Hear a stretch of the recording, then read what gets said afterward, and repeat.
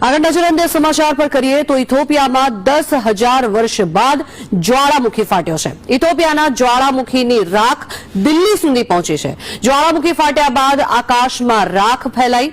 રાજસ્થાનના જયપુર અને જેસલમેરમાં પણ તેની અસર જોવા મળી છે।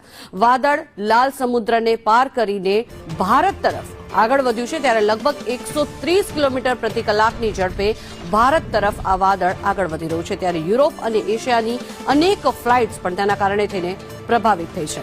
કન્નૂરથી અબુધાબી જતી ઇન્ડિગો ફ્લાઇટને પણ તેની અસર થઈ છે, ત્યારે અબુધાબી જતી ફ્લાઇટને પણ અમદાવાદ આવી છે। એરબેઝ વિમાન અમદાવાદમાં સુરક્ષિત રીતે ઉતર્યું હતું। ઇથોપિયાના હેલી ગુબિન્સ જ્વાળામુખી ફાટવાથી ઉત્પન્ન થયેલ રાખનું એક વિશાળ વાદળ બન્યું છે। લગભગ 25,000 અને 5,000 ફૂટની ઊંચાઈએ આ વાદળ ભારત પહોંચ્યું છે, જેની અસર દિલ્હી, રાજસ્થાન, ઉત્તર ભારતના મોટાભાગના વિસ્તાર